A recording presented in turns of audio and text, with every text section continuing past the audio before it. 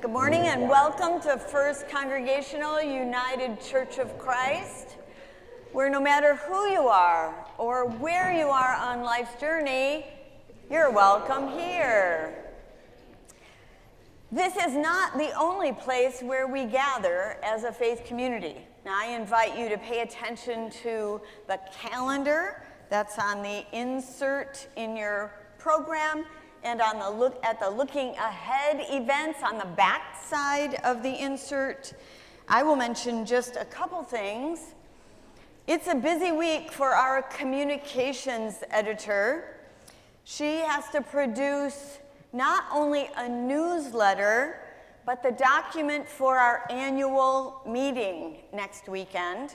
And so if you're a newsletter contributor, please get those your articles to her ASAP so that she can work on those in a timely way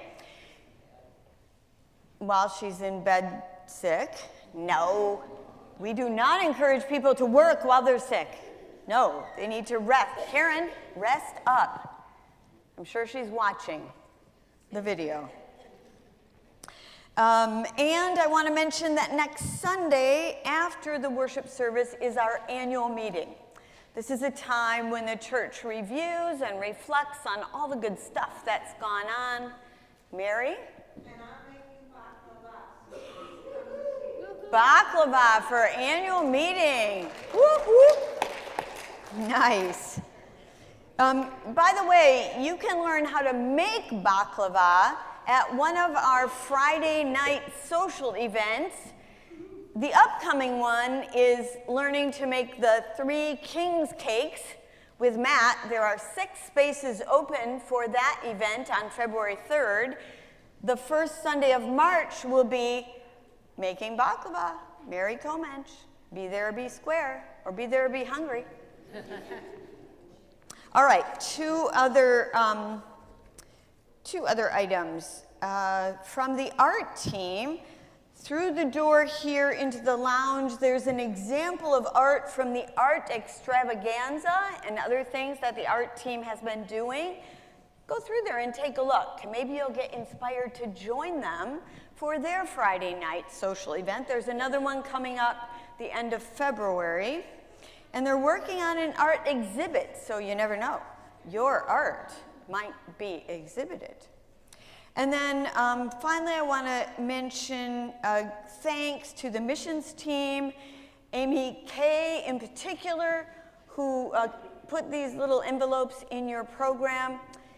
I was going to mention this during the offering time, but look, we were going to try to raise $1,000 before the end of February.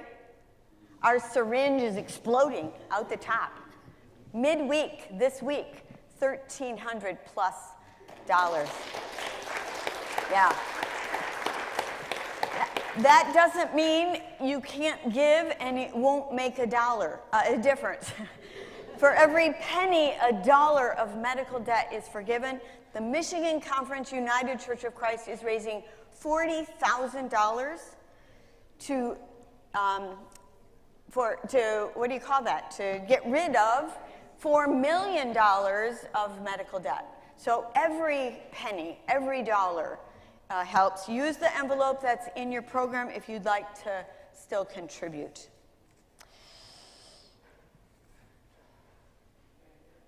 We are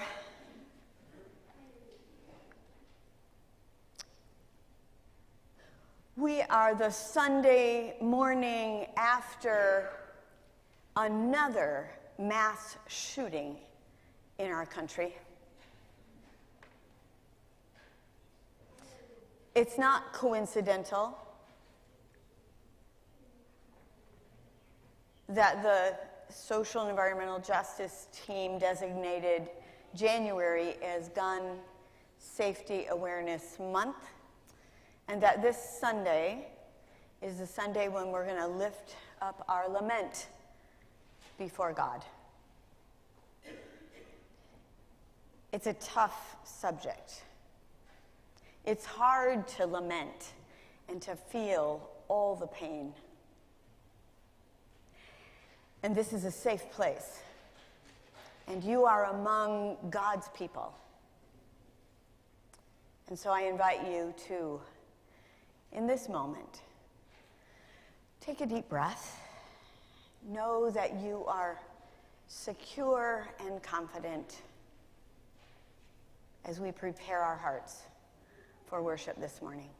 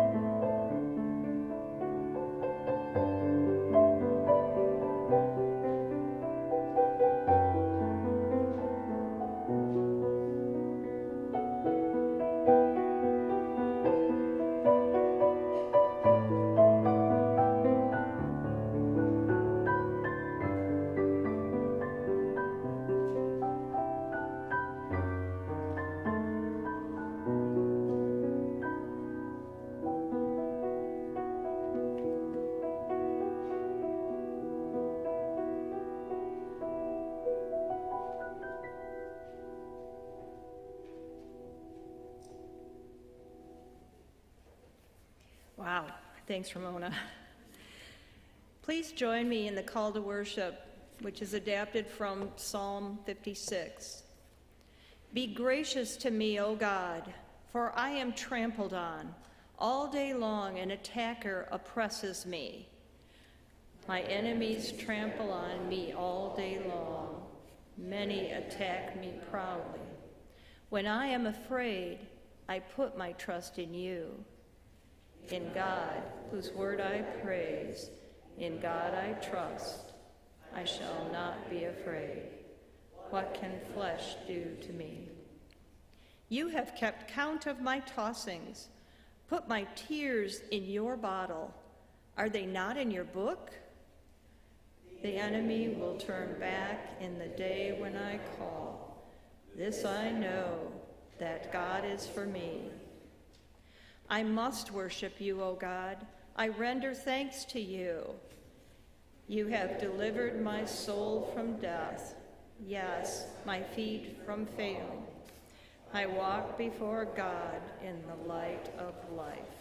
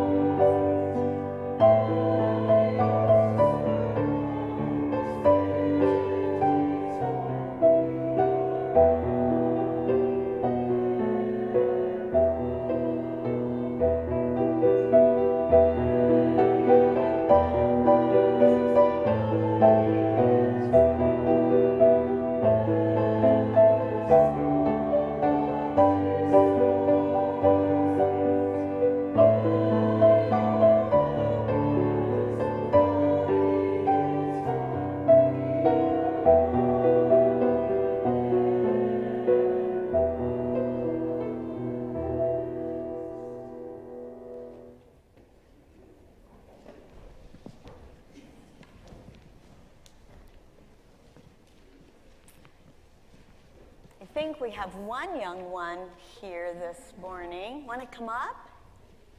Hi. How are you, Emily? Okay. Your brother's birthday, so he got to stay home? Oh, that's a bummer to have a cough. He's 2 years old. Yeah, he's getting really old, isn't he? Wow. How old are you, Emily? You're going to turn 5. Then I'll bet you'll go to school soon, huh? Yeah. Hey, I wonder, do we have an image? I wonder if, Emily, if you could turn around and look. Oh, not at that one. That one. What does that look like to you? Looks like rain? Yeah. And what's behind the rain? Oh, it wants to disappear. What's behind the rain? Can you tell? Flowers, yeah. Maybe sunflowers? Something pretty and yellow, huh? Yeah. They're your mommy's favorite. That's so awesome. So I wonder about rain covering up flowers. It's kind of sad, isn't it? Because flowers are bright and cheerful, and when the rain is in front of them, you can't see them as well, right? But it's kind of pretty too, isn't it? How they get kind of blurry, and then there's beautiful water drops. Yeah. And when it's not raining, and then when you're driving and when it's not raining, Yeah. you can still see the flowers. Yeah. When it's not raining, you can still see the flowers. Yeah. I wonder if those raindrops remind you of anything. Something that maybe runs down your cheeks sometime. A tear. They look a little bit like tears, don't they? Yeah. Yeah. Do you ever have tears? Yeah, I do too. I do too when I'm sad. Sometimes when I'm mad. What about you? When do you cry? When I'm sad. When you're sad? Maybe when you got hurt? Yeah. What happens when you cry?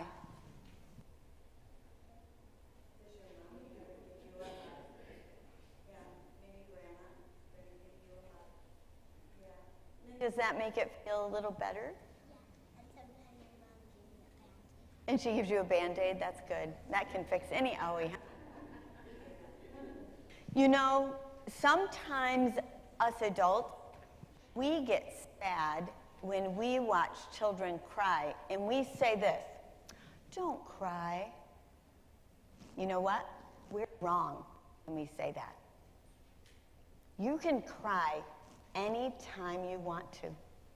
You can cry whenever you're sad or you're hurt or you're angry. It's okay to cry. Okay? Because see, sometimes crying makes things more beautiful. Sometimes crying exposes your big, beautiful heart and all your love and all your feelings, right? Yeah. So don't believe those adults when they tell you don't cry. Okay? Promise? Okay. Thanks for coming up. You can follow Olivia now. She's going to take you up to Godly Play, all right?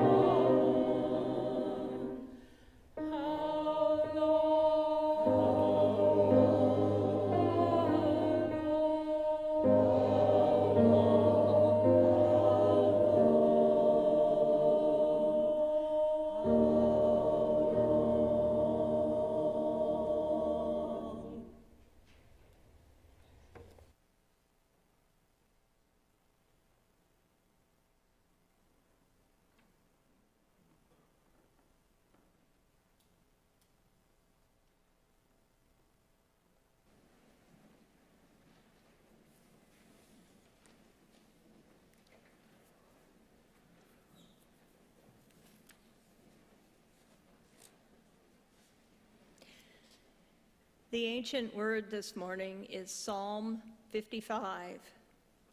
Give ear to my prayer, O God, and hide not yourself from my plea for mercy. Attend to me and answer me. I am restless in my complaint, and I moan because of the noise of the enemy, because of the oppression of the wicked. For they drop trouble upon me, and in anger they bear a grudge against me. My heart is in anguish within me. The terrors of death have fallen upon me.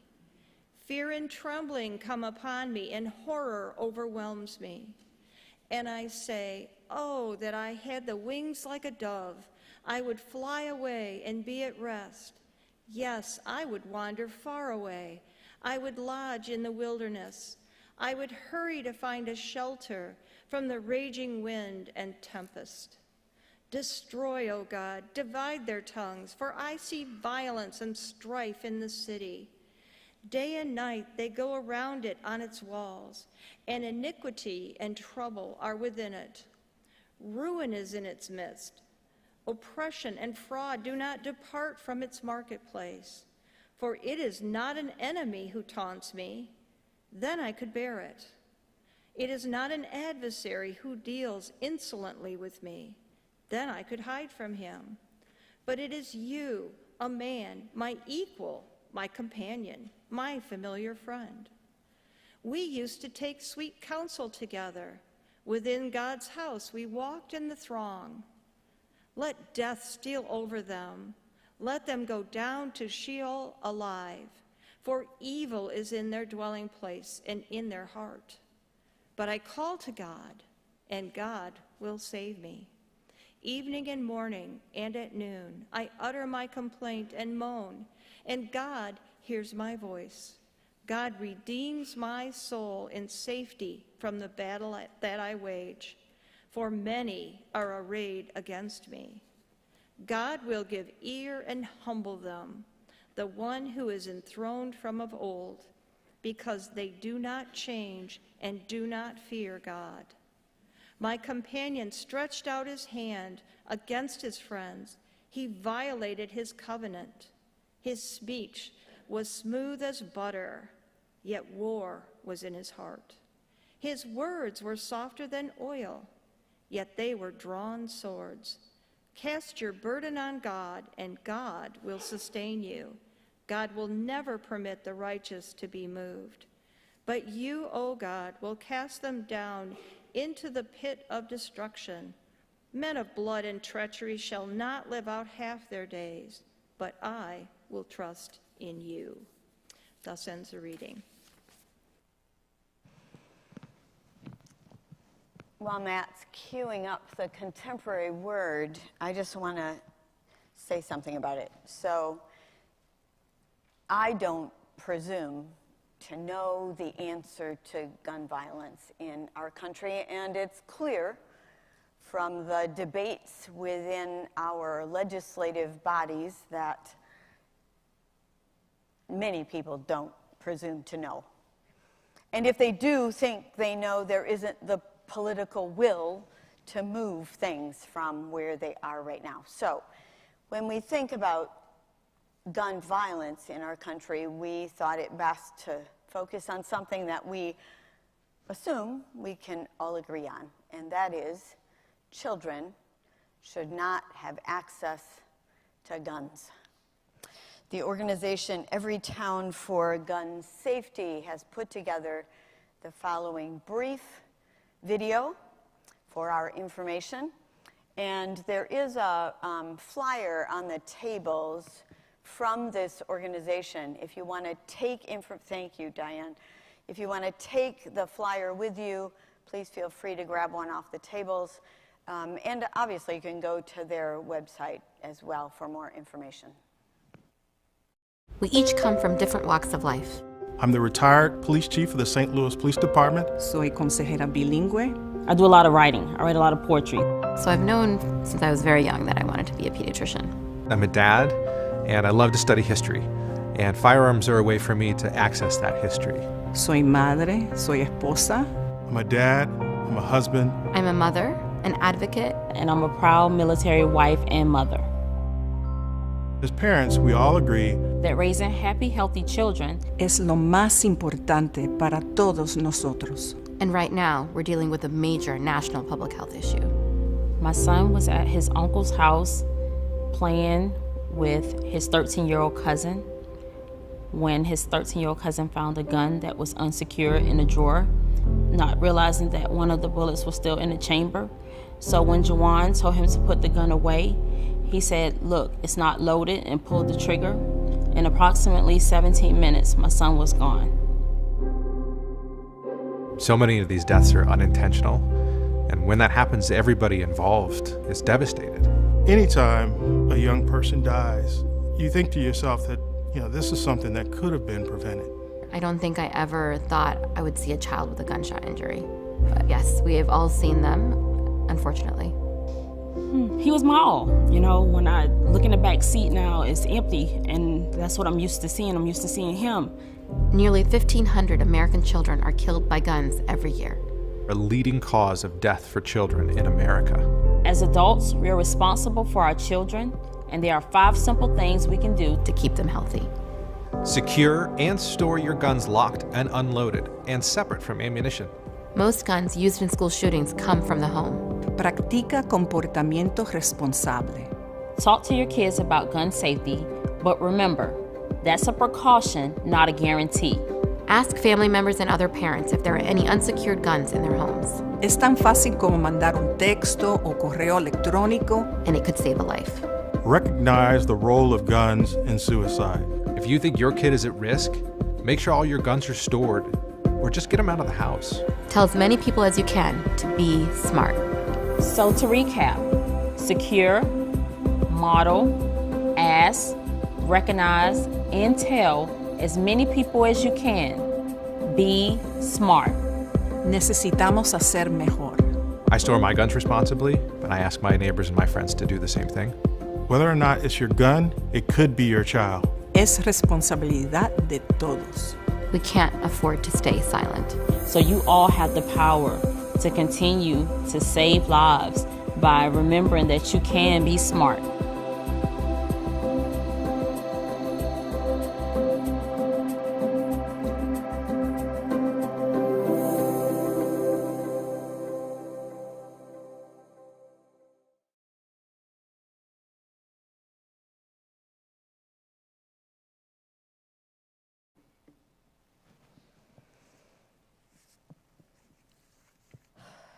Deep breath.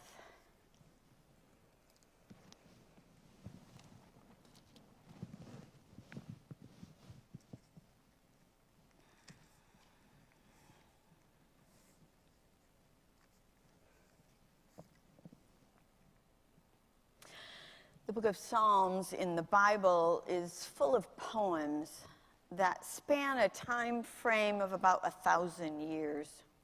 Most of the Psalms were thought to have been written between 1010 and 930 BC during the time of David and his son Solomon's reigns. Many are attributed to David, but modern scholarship attributes the writing to several authors. The oldest psalm is probably Psalm 90, attributed to Moses in approximately 1500 BC, when the first generation of Israelites were dying in the wilderness after the Exodus. Ezra was most likely the final editor of the book of Psalms in 450 BC in celebration and thanksgiving after returning the exiles to Jerusalem. The Psalms are expressions of the feelings of people in various situations and their relationship to God, and were believed to have been used in public worship settings. Some of them are written by and for an individual. Some of them are more communal in nature. There are 4 main types of psalms. 1, cries for aid, or psalms of lament, like you heard this morning. Prayers of thanksgiving, psalms of praise, and royal psalms connected with rulers. Today I want to use the predominant form of psalms called lament as we reflect on the issue of gun safety in our country. As I said, SEJ designated this month to be Gun Safety Awareness, and coincidentally, on January 6, a 6-year-old at Rich Neck Elementary School in Newport News, Virginia, brought a gun to school and shot his teacher. She survived. She's doing well. The students go back to school on January 30. This incident may have brought back to your memory a 6-year-old, Kayla Rolland, in Flint, Michigan, at Beulah Elementary School, who was shot and killed by another 6-year-old who came to school with a loaded gun in February of 2000. And as I mentioned, you may not have seen the news yet, just last night, after a celebration of the Chinese New Year in Monterey Park, California, 10 were killed in the most recent mass shooting in our country. We have reason to lament. Whatever you believe about guns, I think we can all agree we have reason to lament. Lament is an ancient tradition led mostly by women, until it wasn't in the white world. Still, in many indigenous and cultures of color, women tend to the lamenting. They're the funeral keeners. No pretense in those communities about how it looks or if it's appropriate to express sadness and grief and disbelief and anger and to mourn. You may see fierce sobbing, falling to the ground, yelling, bellowing, howling, tearing of clothes, fainting. They are the ones who exteriorize grief for the community. They give permission for all to express the feelings that come with tragedy. When we hear about the gun violence that impacts communities through school shootings, we may be appalled, grief-stricken, sad, in disbelief. But unless you're in such a community, it's hard to imagine the communal trauma of such an event. And yet, as people of faith, it is appropriate that we lament. Remember last week the words of MLK, who said, "We are humans caught in an inescapable mutual network. Whatever affects one directly affects all indirectly." The writer of the epistle says, "When one mourns, all mourn. When one has joy, all are joyful." So in the spirit of lament, I share with you.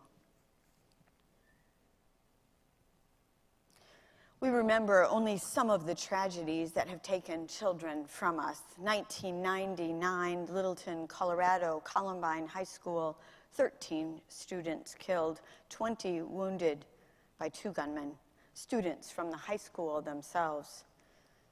2012, Newtown, Connecticut, Sandy Hook Elementary School, 26 students denied, the denier forced to pay $1 billion to the families of the victims. 2018, Parkland, Florida, Marjorie Stone Douglas High School, 17 students died and 17 wounded. May 2021, Uvalde, Texas, Roberts Elementary School, 2 teachers and 19 students killed. November 2021, Oxford, Michigan, Oxford High School, 4 students killed, several wounded. In 2021 alone, 35 school shootings, 25 occurring after August when schools reopened after being closed during the pandemic. Why, oh God? In 2020, during the pandemic, which killed millions worldwide, gun violence against children surpassed car accidents as the leading cause of death in children ages 18 and younger, the highest in the developing world. Just 20 years ago, long after seatbelts were required in cars, children were 3 times more likely to die by a car than by a gun. Today, 26 in 100,000 black children and 5 in 100,000 white children. Almost 3,600 children in 2021 died by gun violence. 66% are homicides. Black children shoulder the burden of these deaths. 30% are suicides. White boys shoulder the burden among these numbers. Why, oh God? Among the largest in developing nations, the U.S. has 46% of the children, but 97% of the gun deaths.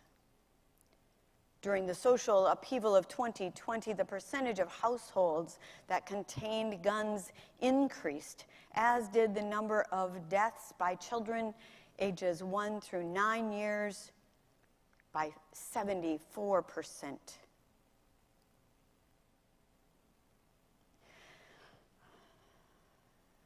In states with weaker gun laws, there is higher gun ownership and higher rates of shootings.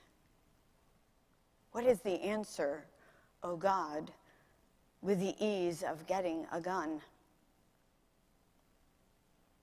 If we address the deaths of children by guns, we face an even bigger problem.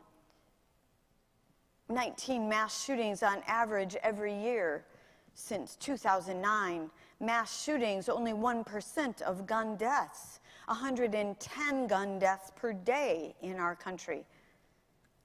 Homicide rate, 26 times higher than any developed country. More gun deaths in 2020 than any year on record, but the rate of gun deaths is going down per capita.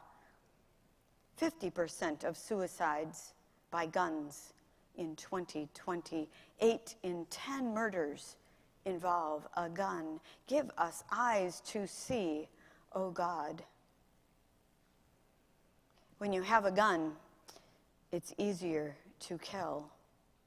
So what do we do? Oh God, we understand our lives to be inextricably woven into the lives of those who suffer due to gun violence. What affects them directly affects us indirectly. We look to the Bible for a model. Never mind, the Bible is filled with violence. We look to our Christian tradition for a model. Never mind, we have a violent tradition. We look to Jesus for a model. 2 times, at least, Jesus was overtly opposed to violence. When he was arrested in the garden, his disciple Peter took out a sword, took off the ear of a soldier. Jesus told Peter, "Put the sword away. Those who live by the sword die by the sword." Jesus healed the soldier. Jesus had a following that could have been an army, that could have fought the Romans on his behalf, but he wouldn't have it. His was the path of nonviolence. He lived love. His path was so effective that today, 2,000 plus years later, people still seek to follow his way. Give us courage, O God. We lament We are repulsed by the violence that results in children killed by guns. Our humanity is compromised by this evil in our world, especially the deaths of innocent children. Forgive us, O God.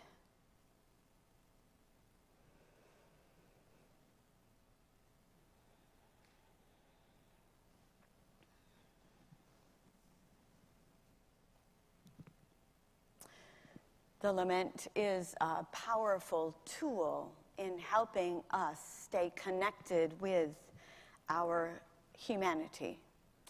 So I share these 5 suggestions. Let's learn and practice lament. 1, use your voice. I refer you to the quote on the cover of the program. Traumatic events overwhelm a person's capacity to cope. When we are overwhelmed, what fails us most profoundly is our capacity to use language, to make sounds that communicate meaning from one person to another. We need to practice that skill of communicating with our voice, crying aloud, using tears to express lament. Use songs like the choir did so powerfully today. Feel all the feelings, even if they're painful and difficult. Don't lose your humanity. Use your voice. 2, perhaps create an altar in your home or your yard or a special place in nature. Make it a place for rituals like prayer and crying and writing and quiet. Maybe find a small table on which to put a candle or a book or a journal and writing utensils. Maybe some art or music, psalms and hymns, ancient or modern, or drawing materials. Make it a place where you can kneel or lie down or prostrate yourself before God, and go there regularly.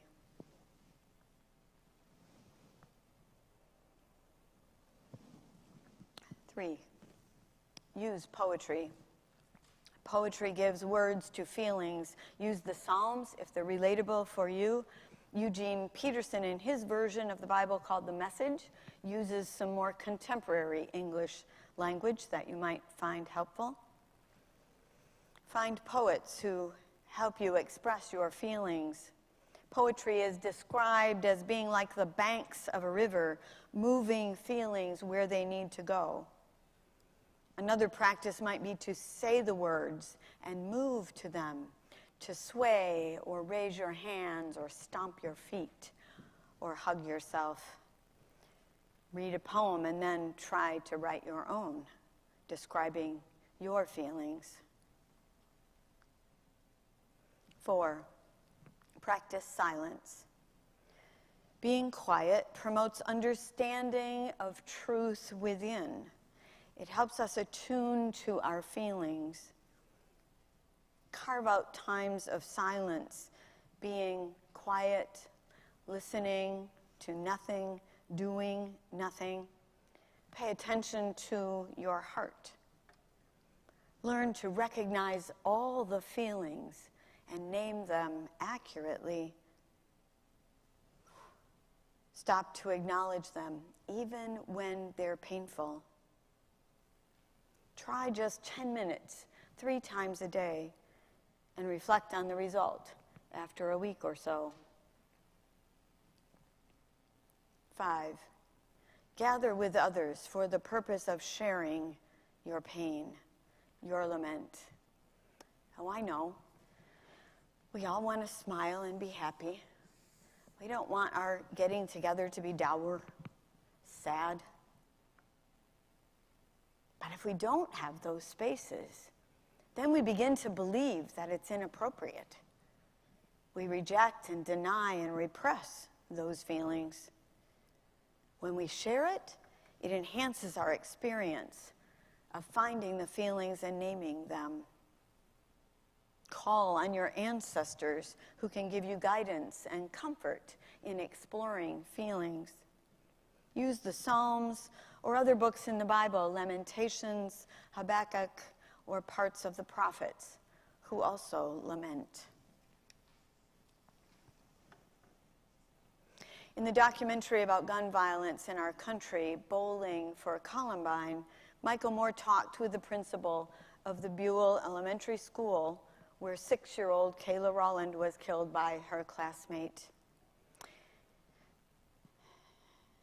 He took the gun out of his pants and pointed it at her and said, "I don't like you." She stood up and said, "I'm going to die." Moore replayed the recording of the teacher on the 911 call, who described to the EMT what was happening so they could respond. Her final words were much like a psalm. She's turning white. She's not breathing. Please, Lord, please, Lord, please, Lord.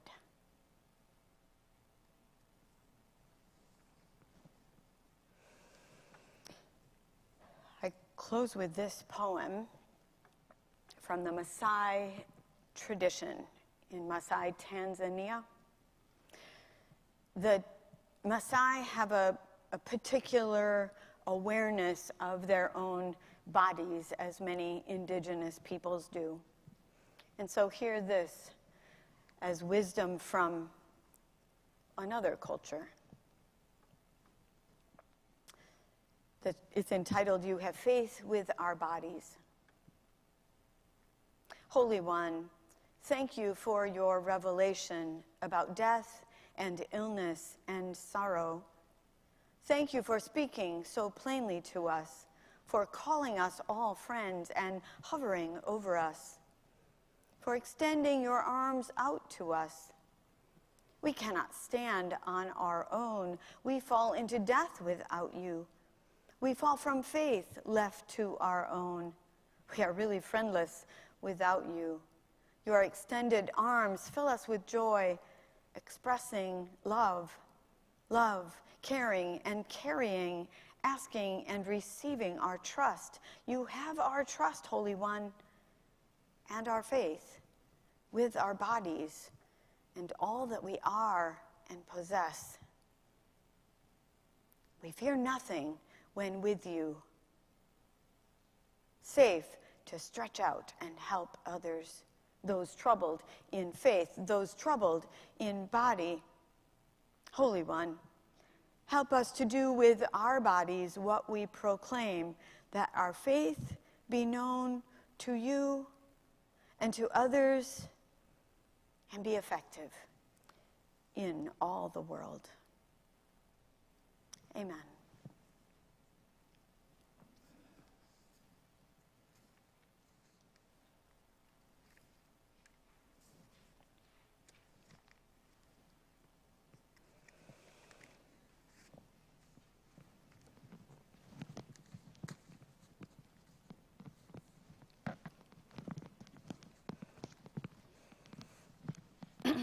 I imagine it was as difficult to hear as it was for me to share.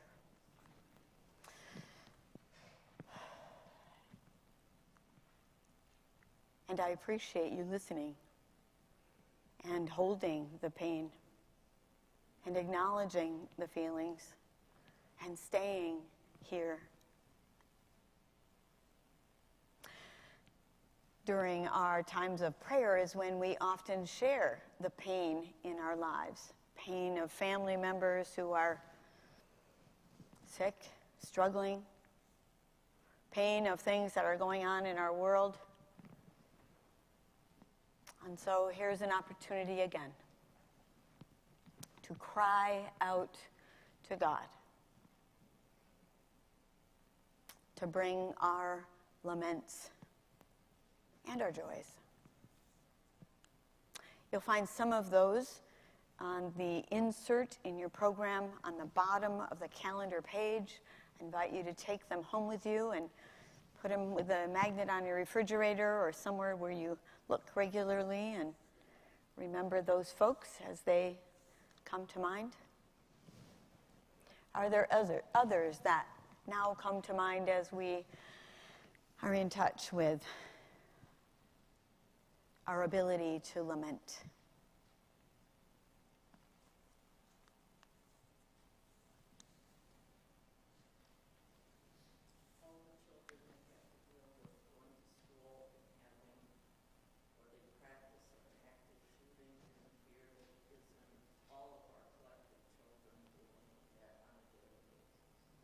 For our children who have to deal with training.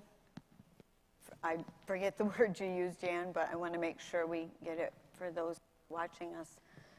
For those who go to school, active shooter drills, walk through metal detectors, who live with that fear now that they go to school and the reality is that there may be a shooting.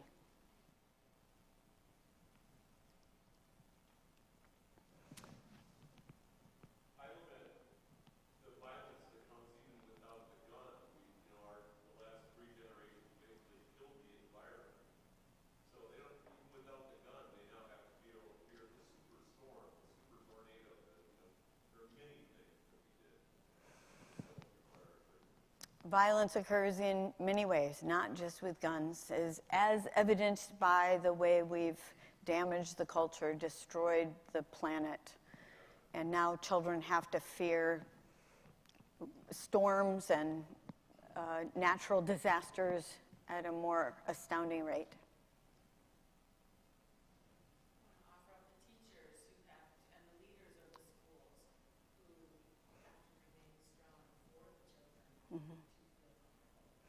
We lament teachers who have to deal with the pain of the children and remain strong. For the loss of teachers in our schools because they're afraid as well. Mm-hmm.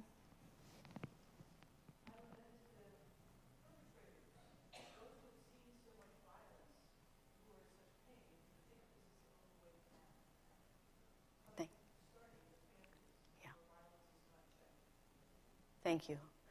So the perpetrators who probably live with violence day in and day out, for the families who create violent circumstances in which children grow up and it goes unchecked.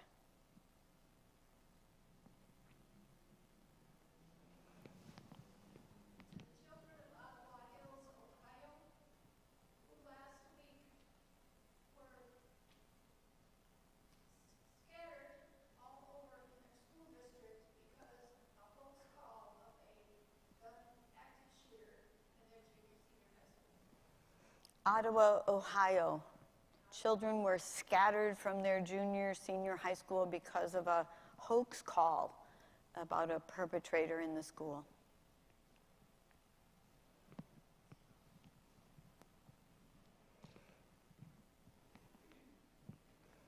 For the victims, the families of the victims of the shooting last night.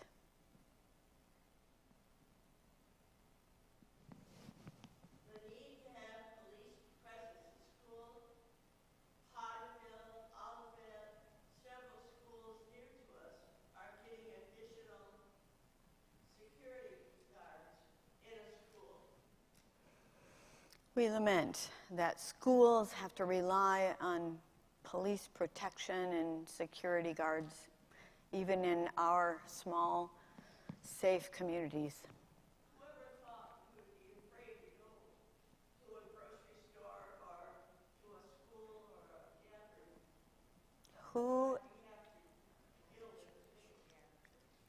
Whoever thought? There's a lament. Whoever thought?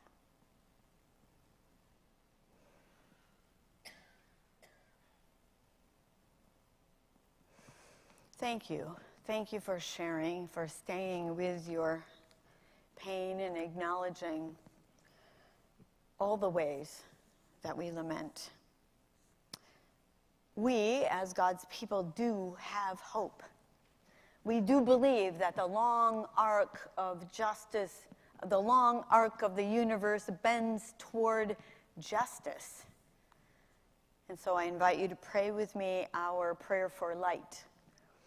It's found in your program. Let us say with one voice, God of light, life's journey sometimes feels so treacherous that we become overwhelmed with fear. Show us paths of light and safety, ways to walk that offer security and strength. Remind us of the day when all will know the way of love. Jesus, light of the world, may your guidance on the path lead our rulers to wisdom, our community to brave action, and provoke us to repent when we have strayed from the path. Spirit of God, by illuminating dark places, you revealed love in all its forms. Grant that your church may be a light for all people, a place where all feel safe. Give us the courage and hope to be guides on the path of life for all who stumble on the way. In the light of Epiphany, we pray. Amen. We give thanks for the exploding syringe today and for all the ways that you all continue to support with your financial gifts and time and talent the ministries of this beautiful and safe place. Our closing song, there aren't many songs in our hymnal about gun violence. I often go to a woman named Carol Winfrey Gillette, who is a Presbyterian minister who rewrites hymns using popular and well-known tunes to address modern-day subjects, and this is one of hers. If we just talk of thoughts and prayers to the tune, Though I May Speak.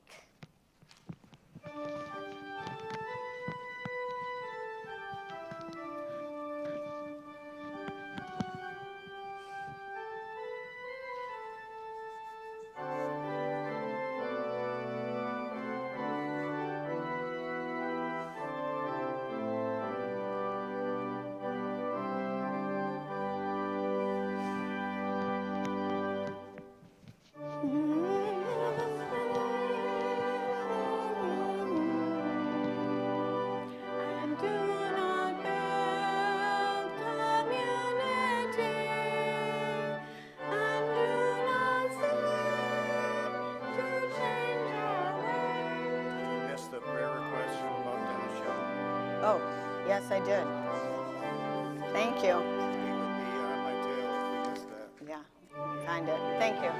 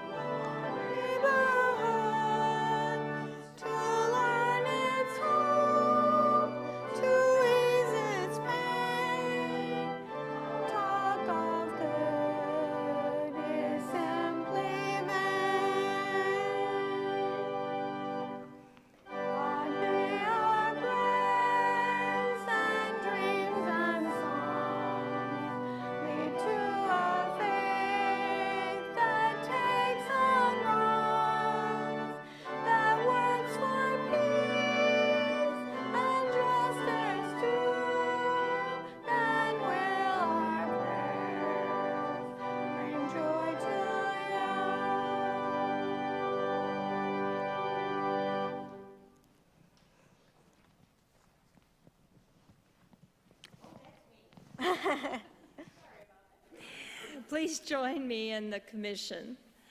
Our church will provide a place and direction for joining with God, healing the broken, and educating youth and adults.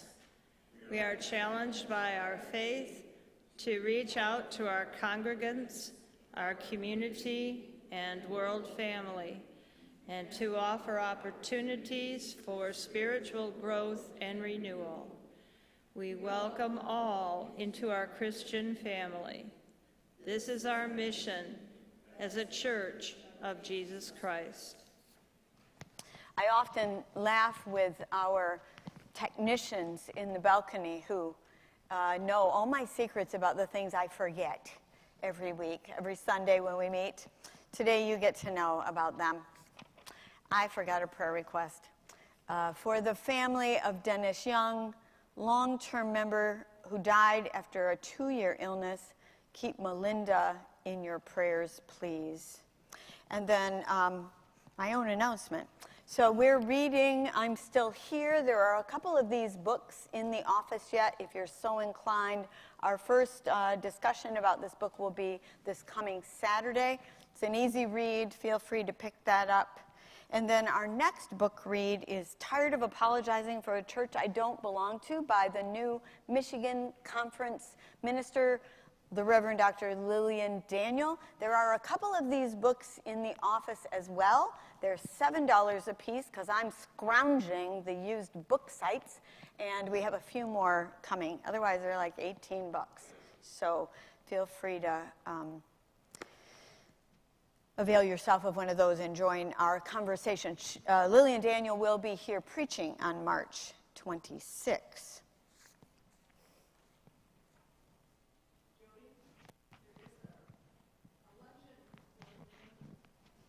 Thank you. Yeah, thank you. Many things I forget. After this time together, there will be an opportunity for anyone who's considering membership through the doors there. You can go down to the coffee hour first if you like. Of course, you don't want to miss those treats. And then through the doors here or up the stairs into the lounge for luncheon and a conversation about membership in this church. Thank you, Pam.